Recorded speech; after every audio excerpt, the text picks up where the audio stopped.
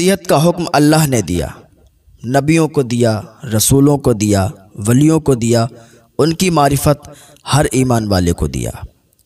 नसीहत अंबिया इकराम की सुन्नत है, नसीहत औलिया इकराम की सुन्नत है, नसीहत सहाबा इकराम की सुन्नत है, नसीहत बुजुर्गान दीन का तरीक़ा है।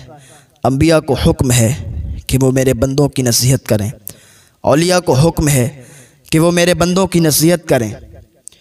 बाप बेटे की नसीहत करे, उस्ताद शागिर्द की नसीहत करे, पीर मुरीद की नसीहत करे, उलमा अवाम की नसीहत करें। अल्लाह ताला कुरान करीम में इरशाद फरमाता है, ए महबूब वज़क्किर, नसीहत कीजिए, फ़इन्न ज़िक्र तुनफ़उल मुमिनीन, बेशक नसीहत ईमान वालों को फ़ायदा पहुँचाती है। अब ये मालूम करें कि नसीहत कहते किसे हैं, नसीहत किस चीज़ का नाम है। तो देखें, नसीहत किसी को अच्छाई की बात करना, किसी को भलाई की बात करना, किसी को फ़ायदे की बात करना, किसी को बुराई से रोकने की बात करना, किसी को नुकसान से रोकने की बात करना, इस हमदर्दी के जज्बे के तहत जो बात की जाए उसे नसीहत कहते हैं। और अल्लाह ताला को ये अमल बहुत ही पसंद है कि मेरे बंदे आपस में नसीहत करते रहें, एक दूसरे को नसीहत करते रहें। अब चाहे वो मोमिन हो या काफिर हो, अच्छा हो या बुरा हो, नेक हो या बद हो, गुनाहगार हो या नेक हो, हर इंसान को नसीहत फ़ायदा पहुंचाती है। कोई ऐसा इंसान नहीं कि जिसको नसीहत से फ़ायदा ना होता हो। दूसरों को तो नसीहत से फ़ायदा होता ही है, लेकिन अपनी ज़ात को भी नसीहत से फ़ायदा होता है। और अल्लाह ताला को ये अमल इतना पसंद है कि हज़रत सुलेमान अलैहिस्सलाम अल्लाह के नबी हैं, पूरी दुनिया पर जिनकी हुकूमत थी। हज़रत सुलेमान अलैहिस्सलाम का लश्कर जा रहा था तो चींटियों की मलिका 3 मील दूर से बोली अपनी बिरादरी की चींटियों से कि सुलेमान का लश्कर आ रहा है, तुम लोग अपने अपने बिलों में दाखिल हो जाओ, अपने अपने सुराखों में दाखिल हो जाओ, कहीं ऐसा ना हो कि सुलेमान के लश्कर के पाँव के नीचे कुचली जाओ। हाँ, ये वो अपनी बिरादरी को गाइड कर रही है, अपनी बिरादरी को नसीहत कर रही है, हाँ, अपनी कौम को नसीहत कर रही है। और अल्लाह ताला को चींटी की ये नसीहत इतनी पसंद आई, इतनी पसंद आई कि अल्लाह ने कुरान में सूरह नमल चींटी के नाम से सूरत नाजिल फरमा दी। तो बताएं कि चींटी ने जब अपनी बिरादरी वालों को नसीहत की, अपनी कौम को नसीहत की, तो अल्लाह ने कुरान में सूरत नाजिल फरमा दी। तो बंदे अगर एक दूसरे को नसीहत करेंगे तो अल्लाह ताला को ये अमल कितना पसंद आएगा, अल्लाह ताला कितना राज़ी होगा कि उसके बंदे आपस में नसीहत करते हैं। हाँ, तो नसीहत अल्लाह ताला को बहुत ज़्यादा पसंद है कि उसके बंदे आपस में नसीहत करते रहें। हाँ, हज़रत इमाम बाकर सादिक रज़ियल्लाहु ताला अन्हु, इनकी नसीहतें ये थी अपने बेटे के लिए। किसके लिए? हज़रत इमाम जाफ़र सादिक रज़ियल्लाहु ताला अन्हु के लिए। हज़रत इमाम जाफ़र सादिक फरमाते हैं कि मेरे अब्बा ने मुझे नसीहतें की कि बेटा 5 किस्म के लोगों से दूर रहना, अगर उनके साथ चलना भी पड़े ना तो रास्ता तब्दील करना, उनके साथ चलना भी पड़े तो मत चलना, रास्ता बदल देना। हज़रत इमाम जाफ़र सादिक अर्ज़ करते हैं अब्बा अपने वालिद से, हज़रत इमाम बाकर सादिक रज़ियल्लाहु ताला अन्हु से, कि अब्बा 5 किस्म के लोग कौन कौन हैं? तो हज़रत इमाम बाकर फरमाते हैं कि बेटा पहली किस्म का वो शख्स है जो बेवकूफ़ है, यानी बेवकूफ़ से कभी दोस्ती मत करना, बेवकूफ़ से कभी रिश्ता मत कायम करना, कभी उसके साथ मत रहना, इसलिए कि अगर वो तुम्हें फ़ायदा पहुंचाना भी चाहेगा तब भी वो फ़ायदा नहीं पहुंचा पाएगा, वो तुम्हें नुकसान ही पहुंचाएगा। हाँ, वो उसको लगेगा कि मैं फ़ायदा पहुंचा रहा हूँ, लेकिन हकीकत में वो नुकसान होगा। हाँ, कहावत एक इंसान का एक बेवकूफ़ दोस्त बन गया था, वो घर पे ले आया, उसके साथ रहने लगा। एक दिन वो सो रहा था और उसका बेवकूफ़ दोस्त पंखा जल रहा था। पंखा जल रहा था, इतने में क्या देखा कि एक मक्खी आके उसकी नाक पर बैठ गई। अब उसने मक्खी को हटाया, वो उड़ गई, फिर आके फिर बैठ गई, फिर उसको उड़ाया, फिर उड़ गई, फिर बैठ गई। उसको गुस्सा आ गया कि यार मैं इसको हटा रहा हूँ, ये फिर आके बैठ जा रही है। वो था बेवकूफ़। उसने क्या किया, कहा अभी इसका इलाज करते हैं। बड़ा सा पत्थर उठाया और उठाने के बाद दे मारा, वो उसकी नाक फूटी, मुंह फूटा, भेजा निकल गया, वो उसका काम तमाम हो गया। उसने तो अपनी समझ में बहुत अच्छा काम किया कि मक्खी को मार रहे हैं, लेकिन अकल इतनी नहीं थी कि मक्खी तो उड़ जाएगी और इसका भेजा बाहर आ जाएगा। इसका मुंह फूट जाएगा। तो इसीलिए मना किया गया है। उलमा फरमाते हैं बेवकूफ़ दोस्त से अक्लमंद दुश्मन बेहतर है। तो हज़रत इमाम बाकर रज़ियल्लाहु ताला अन्हु ने फरमाया, बेटा बेवकूफ़ के साथ कभी दोस्ती मत करना। दूसरा फरमाया कि कभी झूठे के साथ दोस्ती मत करना, इसलिए कि झूठा तुम्हें एक लुक़मे में बेच डालेगा, वो दूर को करीब और करीब को दूर बताएगा, जिससे तुम्हें सही हकीकत का पता नहीं चल पाएगा। तो कभी भी झूठे से दोस्ती मत करना। हुज़ूर सल्लल्लाहु ताला अलैहि वसल्लम के पास एक इंसान आया और कहने लगा, या रसूलल्लाह सल्लल्लाहु ताला अलैहि वसल्लम, मेरे अंदर 4 बुरी आदतें हैं। एक तो मैं चोरी करता हूँ, दूसरा मैं बदकारी करता हूँ, तीसरा मैं शराब पीता हूँ, और चौथा मैं के पास इसलिए आया हूँ कि आप मुझे हिदायत फरमाएं, नसीहत फरमाएं किसी एक चीज़ के लिए। एक चीज़ छोड़ने को कहेंगे ना, मैं छोड़ दूँगा। हुज़ूर सल्लल्लाहु ताला अलैहि वसल्लम ने उसको अपने पास बिठाया और कहा, तू सिर्फ झूठ बोलना छोड़ दे। उसने कहा, ठीक है हुज़ूर, झूठ नहीं बोलूँगा। घर चला गया। रात हुई, कदम निकले बाहर, कदम बढ़ाए चोरी करने के लिए कि लाओ चोरी करके आते हैं। जैसे ही बढ़ा, उसको हुजूर की नसीहत याद आ गई कि हुजूर ने मुझे नसीहत फरमाई थी कि झूठ मत बोलना। तो सोचने लगा कि यार कल जब जाएंगे हुजूर की बारगाह में तो हुजूर जाहिर सी बात है मुझसे पूछेंगे कि तुमने रात क्या किया, और मुझे बताना पड़ेगा कि मैंने चोरी की, और जब बताऊंगा तो पकड़ा जाऊंगा, फिर सज़ा होगी। तो बढ़ते हुए कदम रोक लिए कि नहीं, चोरी नहीं करने जाऊंगा। फिर उसने थोड़ी देर के बाद सोचा, लाओ शराब पी लेते हैं, बदकारी कर लेते हैं। जैसे ये काम करना शुरू किया, फ़ौरन उसे हुजूर की नसीहत याद आ गई कि हुजूर ने फरमाया झूठ नहीं बोलना, और कल अगर हुजूर ने पूछ लिया कि कल क्या किया था तो बताना पड़ जाएगा कि शराब पी थी, बदकारी की थी, तो गुनाह पकड़ जाएगा, और बात पता चल जाएगी तो फिर सज़ा होगी। तो जाहिर सी बात है कि हुजूर से किया हुआ वादा था, तो उसने सोचा कि फिर वादा खिलाफ़ी होगी अगर झूठ बोलूँगा। तो कहा चलो छोड़ो, ये भी छोड़ो। सुबह को हुजूर की बारगाह में हाजिर हुआ। अर्ज़ किया, या रसूलल्लाह सल्लल्लाहु ताला अलैहि वसल्लम, आपने फरमाया था कि झूठ नहीं बोलना। या रसूलल्लाह, मैंने झूठ छोड़ा कि मेरे अंदर से चोरी भी ख़त्म हो गई, बदकारी भी ख़त्म हो गई, शराब भी ख़त्म हो गई। या रसूलल्लाह, मैंने सिर्फ झूठ छोड़ दिया और सच बोलना शुरू किया तो मेरे अंदर से वो तीनों गुनाह ख़त्म हो गए। गोया कि अब मैं चारों गुनाह से पाक हूँ। झूठ भी नहीं बोलता, शराब भी नहीं पीता, और चोरी भी नहीं करता, बदकारी भी नहीं करता। हुजूर सल्लल्लाहु ताला अलैहि वसल्लम खुश हो गए और उसके लिए दुआ फरमाई। तो नसीहत से बिल्कुल फ़ायदा होता है। अल्लाह तभी तो फरमाता है कि नसीहत कीजिए, इसलिए कि नसीहत ईमान वालों को फ़ायदा देती है।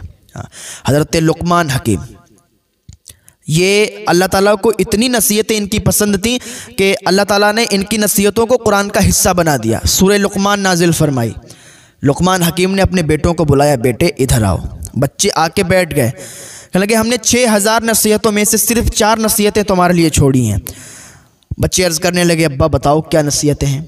कहा, बेटा जब किसी के घर जाना ना तो अपनी निगाहों की हिफाजत करना, क्योंकि जब निगाहें उठती हैं और निगाहें जब गलत पड़ती हैं तभी गुनाह सरजद होते हैं, तभी गुनाह वजूद में आते हैं और वो गुनाह करने का दिल चाहता है। कहा ठीक है। कहा दूसरी मेरी नसीहत ये है कि जब भी किसी मजलिस में बैठना तो अपनी ज़बान को पाबंदी के साथ बंद रखना, यानी ज़बान को बेजा मत खोलना, ज़बान से कोई बुरी बात मत करना और मजलिस में बैठकर ज़्यादा मत बोलना।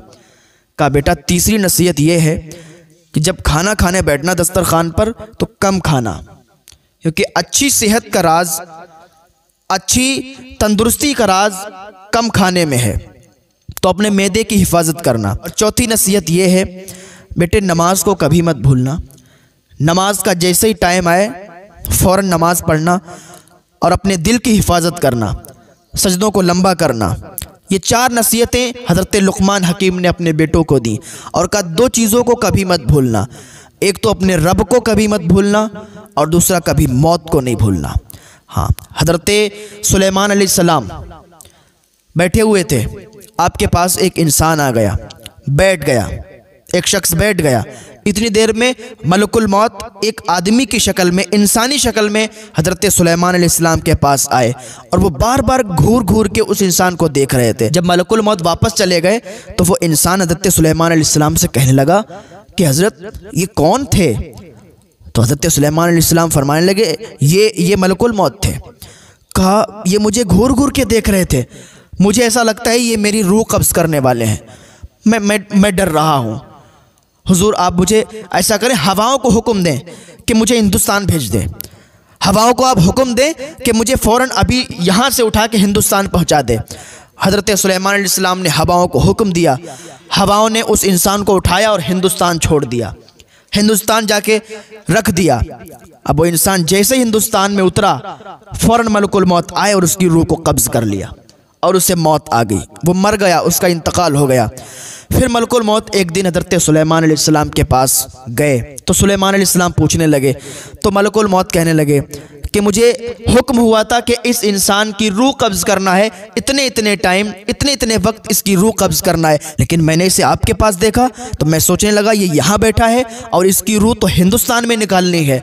तो अल्लाह ताला वैसे ही बंदे के दिल में भी डाल देता है, क्योंकि मौत पक्की है, मौत अटल है। जब इंसान की मौत आती है ना तो वो खुद वहीं पहुंच जाता है जहां उसकी मौत लिखी हुई होती है।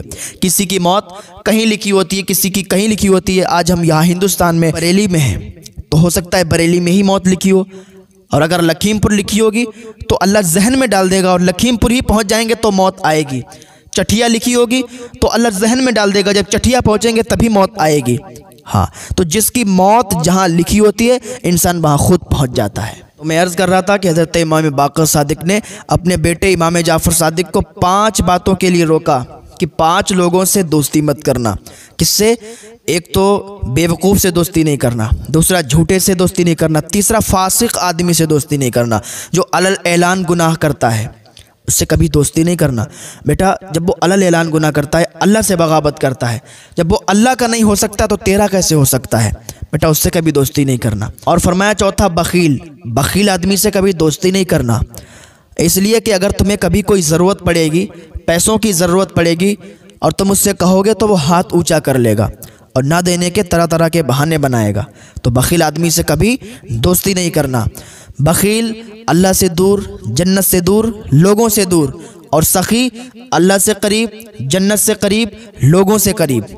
हाँ, उलमा फरमाते हैं कि बखील वो है जो खुद खाए और दूसरों को ना खिलाए, सखी वो है जो खुद भी खाए और दूसरों को भी खिलाए, और जूद वो है जो खुद भूखा रहे और दूसरों को खिलाए। तो मेरे आका सल्लल्लाहु ताला अलैहि वसल्लम के जूदो करम का क्या कहना।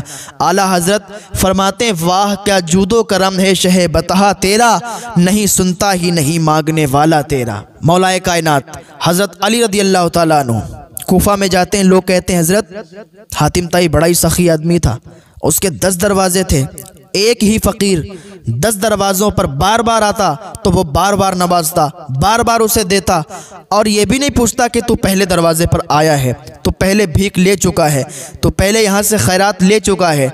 हज़रत अली फरमाते, मैं इसे कंजूसी कहूँगा, मैं इसे सखावत नहीं कहूँगा, ये तो कंजूसी हुई कि जब वो पहले दरवाजे पर लेने गया तो उसका पेट नहीं भरा, उसकी ज़रूरत पूरी नहीं हुई, इसीलिए वो 10 दरवाज़ों पर बार बार जा रहा है और बार बार मांग रहा है।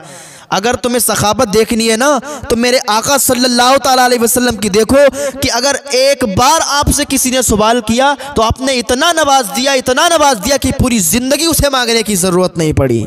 हाँ, तो ये मेरे आका सल्लल्लाहु ताला अलैहि वसल्लम की सखावतें हैं। फिर हज़रत इमाम बाक़र रज़ी अल्लाह ताला अन्हु ने फरमाया, 5वां वो शख्स कि जो जल्दी रिश्तेदारी तोड़ देता है। थोड़ी सी बात हो गई, रिश्तेदारी तोड़ दी, ज़रा सी बात में रिश्ता नाता सब ख़त्म कर देता है। तो बेटे उससे कभी दोस्ती मत करना जो जल्दी से रिश्ता तोड़ देता हो, जल्दी रिश्ता नाता ख़त्म कर देता हो। हाँ, तो मैं अर्ज़ कर रहा था कि नसीहत कीजिए, आपस में एक दूसरे को नसीहत कीजिए, लेकिन आज का माहौल ये ऐसा हो गया है कि अगर किसी को कोई नसीहत करता है ना, कुछ अच्छी बात बताता है तो उसको अच्छा नहीं लगता है। वो कहता है ये मुझसे जल रहा है, ये मुझसे हसद कर रहा है, इसकी बिना पर ये मुझे ऐसी बात कह रहा है। लेकिन दूसरा उसको समझाने की कोशिश करता है, उसको नसीहत करने की कोशिश करता है कि काश कि ये समझ जाता तो ये इसके लिए अच्छा होता, लेकिन लोग समझने की कोशिश नहीं करते हैं। एक शख्स हज़रत इब्राहिम बिन अदहम रज़ी अल्लाह ताला अन्हु के पास आया, कहने लगा हुजूर मुझसे गुनाह हो जाते हैं और मैं अल्लाह से डरता भी बहुत हूँ, क्या करूँ हुजूर, गुनाहों को छोड़ नहीं पाता हूँ, आप बताएं मुझे, कोई नसीहत करें। हज़रत इब्राहिम बिन अदहम फरमाने लगे कि तू इस मुल्क से निकल जा, कहीं दूसरे मुल्क में चला जा जहां अल्लाह तुझे ना देखे और जो मुल्क अल्लाह का ना हो। वो कहने लगा हुजूर ऐसा तो कोई मुल्क ही नहीं है कि जहां मैं जाऊं, हर मुल्क अल्लाह का है, हर ज़मीन अल्लाह की है, हर जगह अल्लाह की है और वो हर जगह देखता है। ऐसा नहीं है कि मैं दूसरे मुल्क में चला जाऊंगा मुझे देखेगा नहीं, या उसका मुल्क नहीं है। सारी कायनात उसकी है, सारी ज़मीन उसकी है। हज़रत इब्राहीम बिन अदहम फरमाने लगे कि तो फिर उसका रिज़्क खाना छोड़ दे, किसी और का रिज़्क खा। कहने लगा हुजूर ऐसा तो कभी नहीं हो सकता, ये रिज़्क उसी का है। तो हज़रत इब्राहीम बिन अदहम फरमाने लगे कि तू रिज़्क भी उसी का खाता है, मुल्क में भी उसी के रहता है, तो ये तेरे लिए अच्छा है क्या कि जिसके मुल्क में रहे उससे गद्दारी करे, उससे बेवफाई करे, जिसका रिज़्क खाए उससे बेवफाई करे, उससे गद्दारी करे।